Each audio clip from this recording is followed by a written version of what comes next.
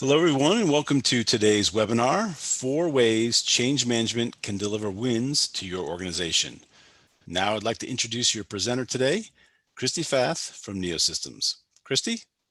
Thank you, Don. Good afternoon, everyone, and welcome to the webinar. We're pleased that you've taken the time to join us.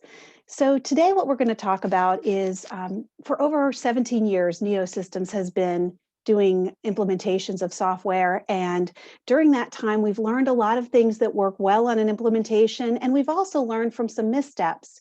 And so what we want to try and share with you today are 4 things in change management that when implemented can make your implementation go much smoother or make any change run better. The first thing is to tell you a little bit about my background. I have over 20 years of experience in consulting and have done implementations with lots of different customers. And I also have a certification in change management. I'm a ProSize certified change practitioner. And what that means is I have some experience and background in best practices in change management. So I'm really excited to share that with you today. The first thing that sometimes people ask is, what is change management? And what I think of change management as is, I almost think of a triangle where you have your technology on one side of the triangle, you have your business processes on another side of the triangle, and then at the foundation, you have the people.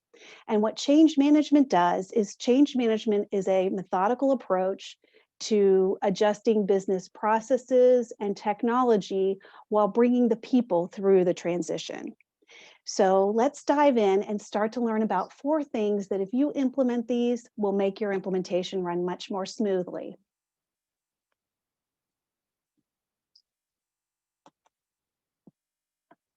If I can, there we go. The first thing is to engage your stakeholders early. And we'll talk a little bit about these in more depth in a moment. The second is to have 2-way communication across the project lifecycle. And when I talk about 2-way communication, it's not just a push of communication out, it's receiving information back from your stakeholders. The next one is identifying the organizational impact early. And the final thing is, post go live, offering reinforcement and measuring the goals. So let's dive in and begin with the engaging stakeholders early. At NeoSystems, what we found is, if we engage stakeholders prior to the kickoff meeting, and when I say a stakeholder, I mean your primary business sponsors, engage them prior to the meeting. And the reason you do this is, first, you want to be able to learn about, why is the organization making the change? What are the current pain points that people are experiencing? What do they want to see happen differently in the future? Why are we making this big investment on technology?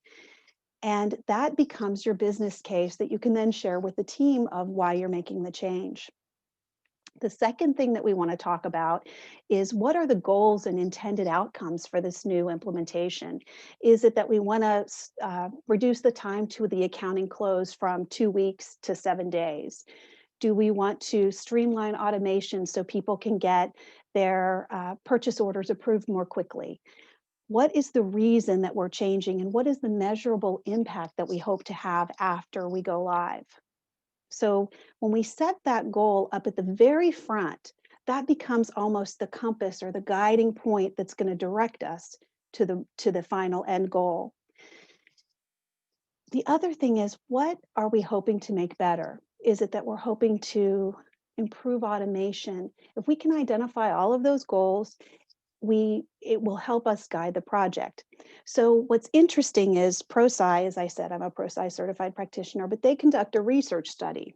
And one of the things that they found is, organizations that implement a structured change management methodology are 6 times more likely to achieve the business goals. And if you think about that, when you're talking about return on investment, being 6 times more likely to hit your target is a pretty good investment. The other thing is, with a well implemented change management approach, you're 5 times more likely to stay on project schedule and 2 times more likely to stay on budget. So while sometimes people think that change management is kind of the people part of things, and that maybe it's not as measurable, according to the study, a well-disciplined approach can really help and be a good return on your investment later. The next thing that we do after we identify why are we changing, what are our target goals, is to talk about some project values. And these project values are really helpful if you bake them into the implementation of the project. And when I talk about project values, I'm talking about the behaviors and approach that you want your project team to take while on the project.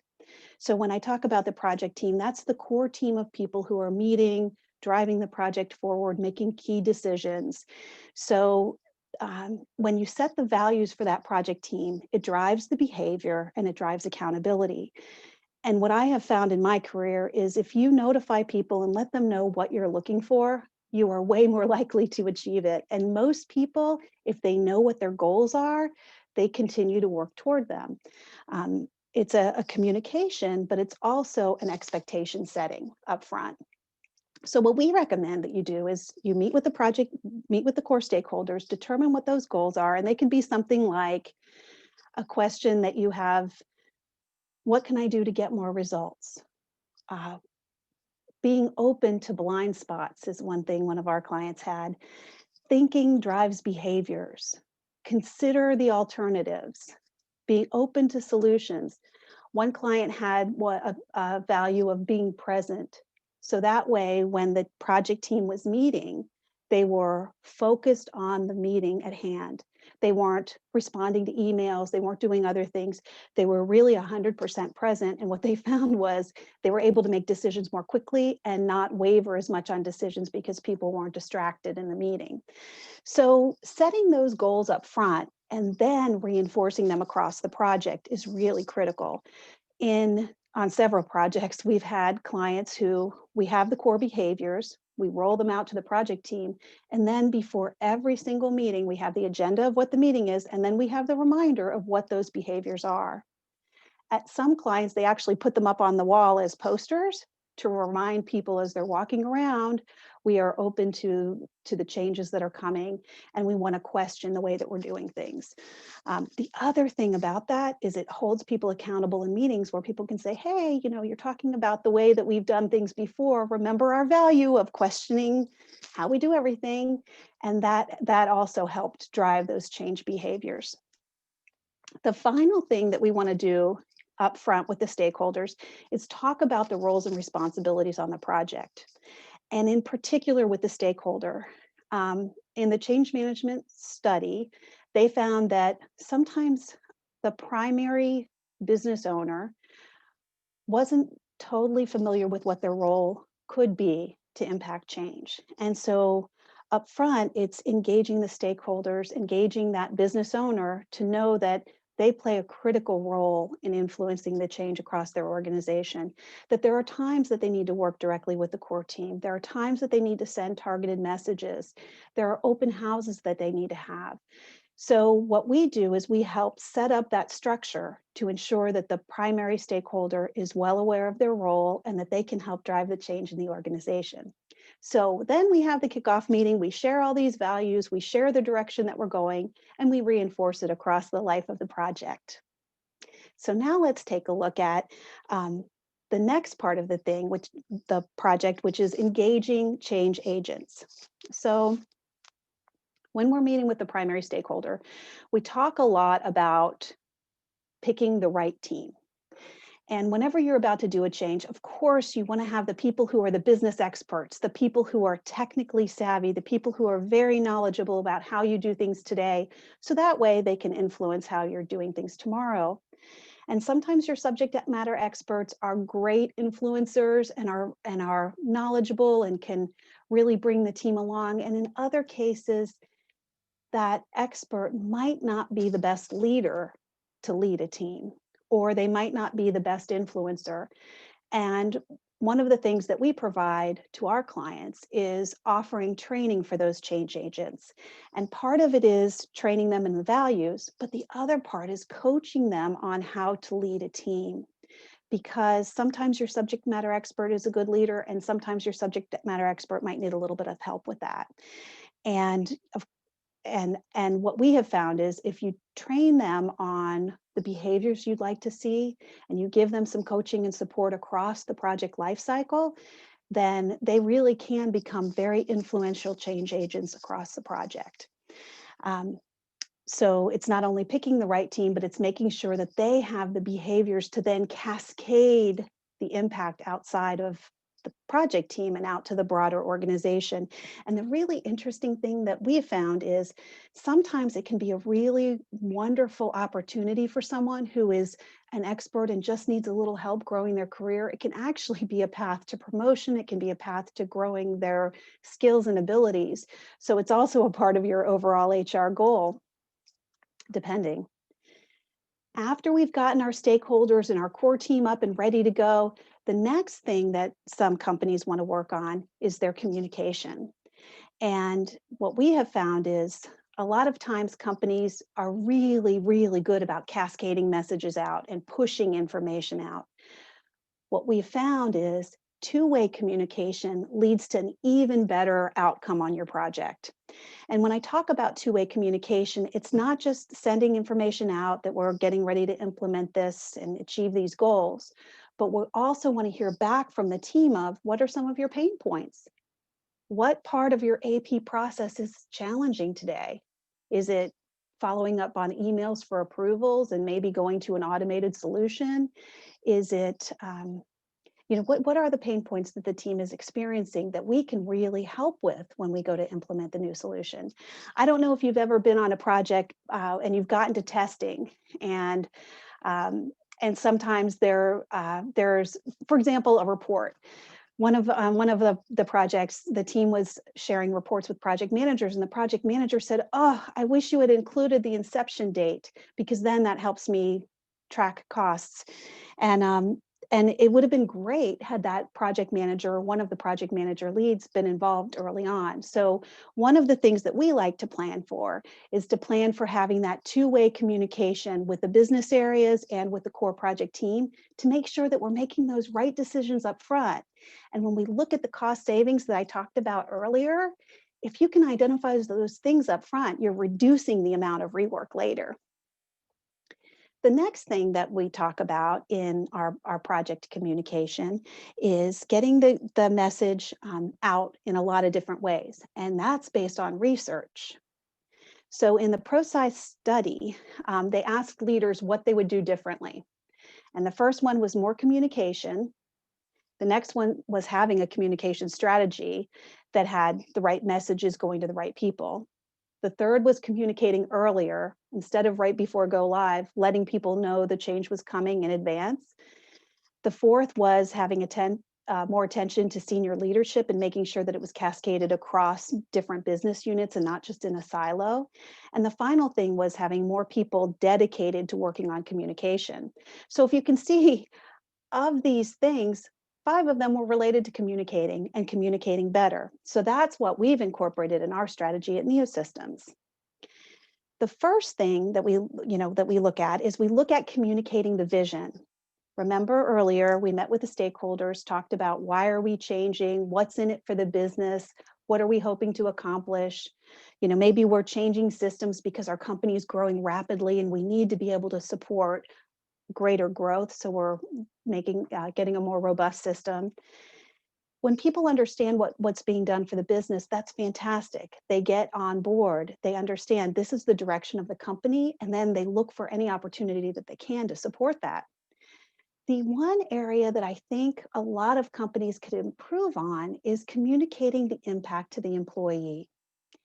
And in some cases, there are different messages, as we said, targeted to different groups, but making people aware of what's in it for me. So I can share an example with you of a client who recently upgraded their expense system.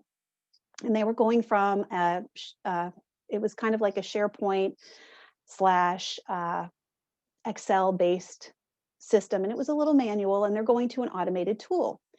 And one of the things that they wanted to share with employees was one of the impacts is, yes, you're changing and you're going to have to key everything into a little bit more disciplined process. But the benefit to the employee is they're going to get paid faster because all of the information is going directly into the system. Accounting can process it. Accounting can see the receipt right there in the system. So for the employees, there's a big win in it for them for adopting this new system because they get paid faster. So sometimes it's also positioning it in a manner that the employees would really like to hear. I can also share an example of what happens when you don't communicate. At one point in my career, I worked at a company that upgraded their accounting system or their expense system. And I went to the training and I was really excited, and I used my corporate credit card for a purchase, and I submitted my expense report. Nice and timely. I got it in there pretty quick within the first day or two. And then about a week later, I heard from someone in accounting, and they said, oh, you have to do a clearing expense report. And I was wondering, well, what's going on? She said, oh, well, your corporate credit card transactions are imported into this expense system. So when you submit your expense, you can just apply that corporate card transaction, but you submitted your expense early, and now you have to do a clearing transaction. Now, if during the training, the company had said, hey, we have this wonderful automation, just know you should wait about 3 to 5 days for the transactions to come in, submit your expense report, you can apply the credit card transaction, and it should be a time saver for you. You'll still have to attach your receipt, but you can apply your transaction. And if they had done that in the training or in a communication, then that would have saved us all some time. Then accounting wouldn't have had to contact me. They wouldn't have had to show me how to clear, apply the transaction appropriately. And my manager wouldn't have had to approve it twice. So when we talk about the communicating, it's not only what you communicate, it's when you communicate it, and then it's also reinforcing the messages. So what I have found with our clients is if we can do that, then, and also share the benefit for the employee, because for me, I would have been so excited to know my credit card transaction was in there and just how to apply it. It was a big time saver. So we just encourage our clients to do that as well. The next part of communication, and that two-way communication, is identifying and managing resistance. When you have communication that comes back to you, quite often you'll hear somebody might not be excited about that approach, or they might have concerns or reservations. And I don't know if you've ever been in a project meeting where somebody doesn't agree with the solution, and sometimes people might say that they're being negative or not supportive. The way that I look at resistance is I look at it as information. It's information, and it makes me curious, wanting to know more. So I can share an example with you. I was on a project, and there was a company, and they were trying to decide how to implement fixed assets. And there was someone who was very, very resistant to the approach. So after the meeting, we met, and I wanted to understand kind of what was their concern. And they had some very valid concerns about an integration with another system and making sure that the assets were appropriately tracked. And anyway, when we went back to the core team and said, hey, here are some concerns, here are some considerations that the core team wasn't hearing the first time, they were able to implement some of the changes. They couldn't implement everything because it would have been a big customization and it would have cost a lot of money, and it wasn't really worth all the customization, but they were able to get much of what they wanted to have done, implemented. So your resistors often have valid concerns. I often think of resistance as, I go back to kind of the 1980s, 1990s, Stephen Covey's 7 Habits of Highly Effective People. Seek to understand, not to be understood. And what that essentially means is that people want to be heard, and they want to have their voices heard. And oftentimes with resistors, if you make the time to sit down and find out what's their concern, you end up with a better solution. And regardless, the people feel respected and heard. And more often than not, I have found that my resistors end up becoming the greatest proponents for the project later. And if you think about the influence that a resistor can have on derailing a project or derailing a team, when you simply sit down and understand, we have assessments that we can do to understand where pockets of resistance are. That can really aid your implementation and save you money and improve morale in the long run. So it's really important to manage your resistance. Now, the other thing about that, and we've talked before about communicate, communicate, communicate. The best lesson is learning to communicate more. When NeoSystems is on an engagement, one of the things that we look at is different levels of communication. Communicating from the project sponsor to the core team, and having that communication as the sponsor being very close, where the sponsor is engaged with the team, provides a level of direction and encouragement to the core team. They're the ones who make the decision when different teams might have different solutions. They make the final call. So it's having that close relationship and those communication and meetings set up. The other thing is having communication from the project sponsor to key stakeholders and leaders across your whole organization. So that way HR is aware of changes in advance, and your business focused areas are aware of change, and sales is aware. So that way there's communication going out at that kind of executive level. Also from managers to employees, and back from employees back to the core team. So the closest relationship that employees have is to their manager. And that relationship is really important, because an employee will often tell their manager what they're concerned about, but they won't tell an executive, or they won't tell somebody they're not as close to. So having a core team of managers who can provide feedback back to the team and let them know things that need to be changed, or the barometer of the employees, or where questions are, that is a critical two-way communication that can come back to the project team and help the team make better decisions. The next level of communication we think about is the communication from the executive to the employees. And what we really want to do in our communication strategy is think of different ways to communicate, whether there are focus groups, whether there are surveys, whether there are meetings, whether there's emails. There are a lot of different ways to communicate. Even a billboard or a poster up somewhere can drive in awareness across the organization.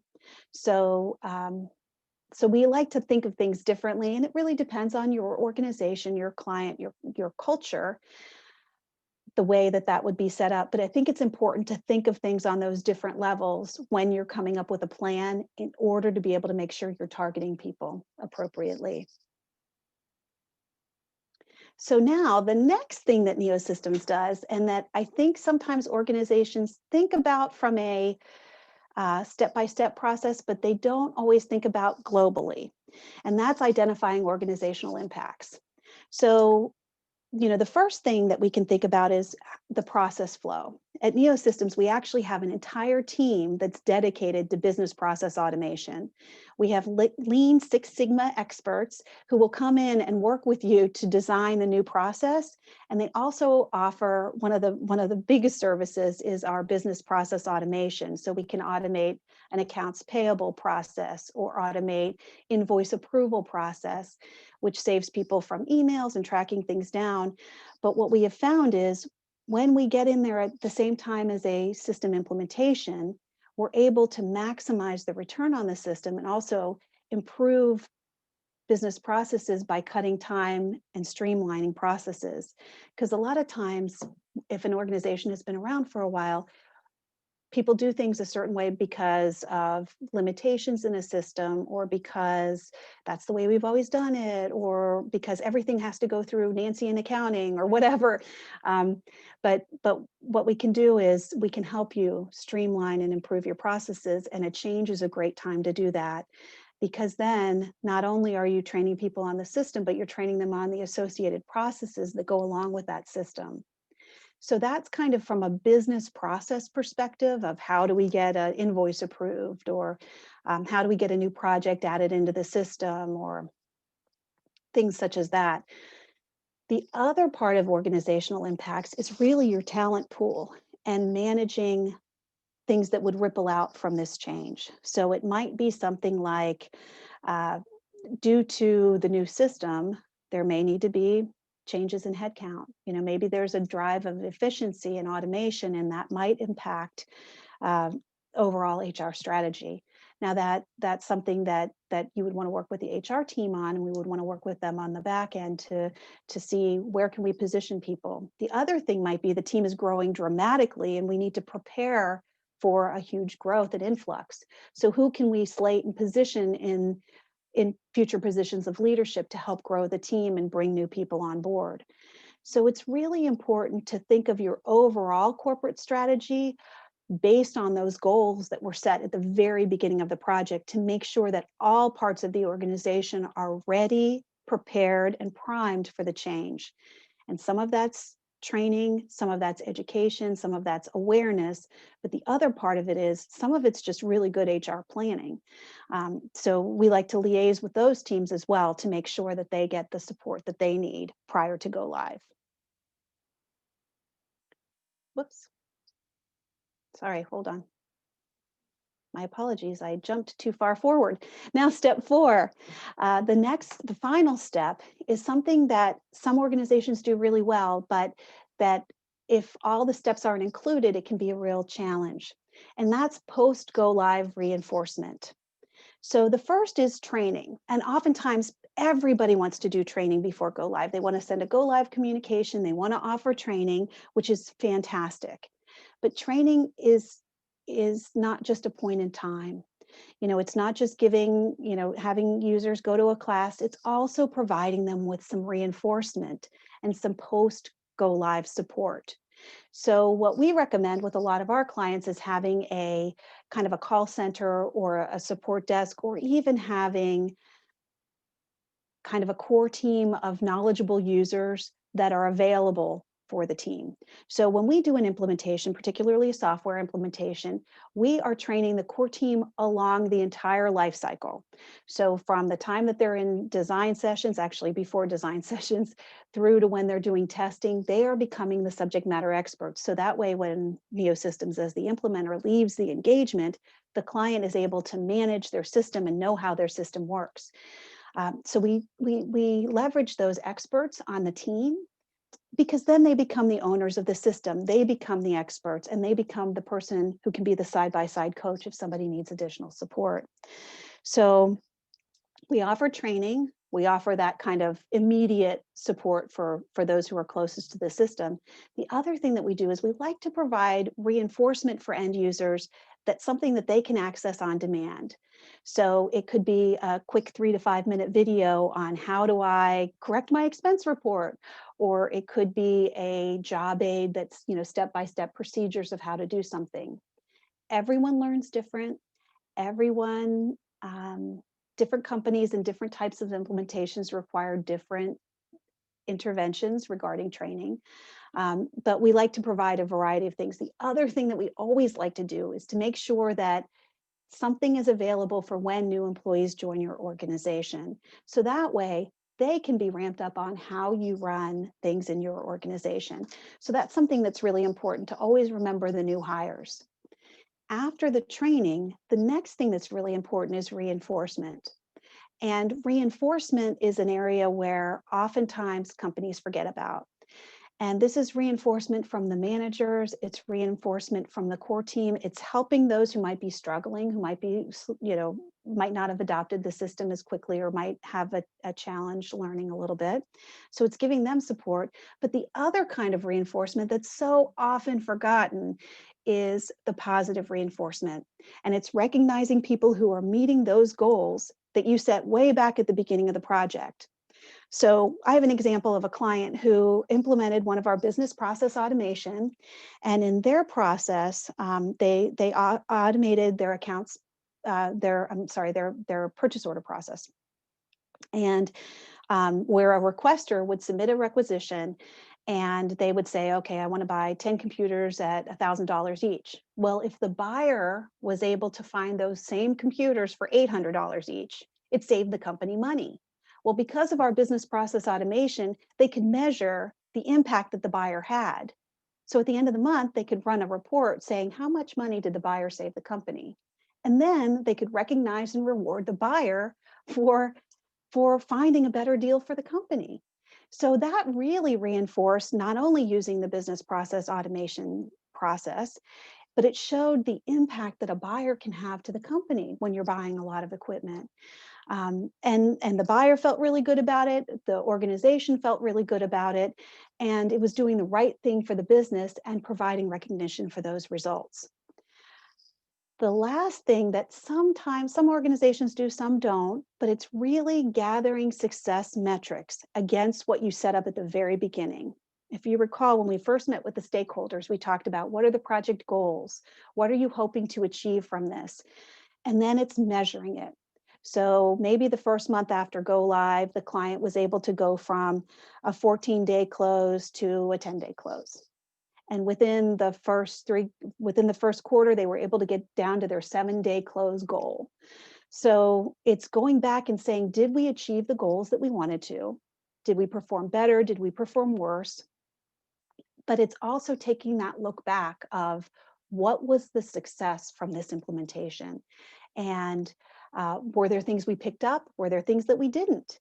Are there other things we need to change? And thinking of that as a continuous cycle of feedback in order to continue to improve as a business. And what we have found is with the clients who actually implement the discipline change approach, it changes the way people think, because the core project team ultimately end up becoming leaders in the future in the organization. And everyone who's been on that project team has been trained to think of things just a little bit differently, to question the way we're doing things, to drive behaviors, to be open to your blind spots, to be present in the meeting. That kind of thing can change your culture, and it can make people more efficient, and it can improve morale. And again, studies have shown that implementing a change management strategy makes you, again, 6 times more likely to achieve your project goals, 5 times more likely to stay on schedule, and 2 times more likely to stay on budget. And we have found with our clients that the team seems to adopt the systems much better because they were aware that it was coming in advance. They heard about it from different methods, and they also had a chance to give some input. And oftentimes when people have a chance to give input, they tend to buy into the solution a little bit more because they feel like their voices were heard. So we thank you very much for your time, and I would like to open it up to questions. You can chat them, type them in the Q&A field, and we'd be happy to entertain those. Thanks, Christy, very much. That was so great. Ladies and gentlemen, as Christy mentioned, if you have any questions regarding what you heard today, please go ahead and enter those questions in that Q&A area here within the Zoom window. We'll give you just a few moments to put those in if you've got them.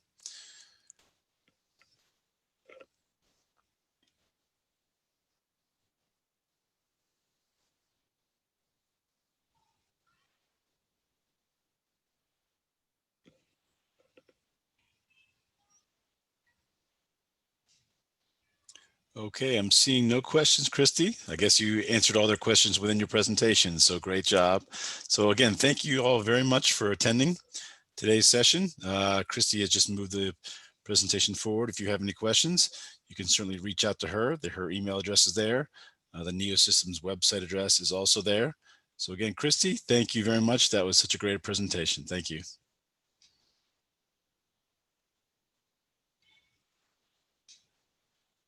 Bye, everyone. Have a great day.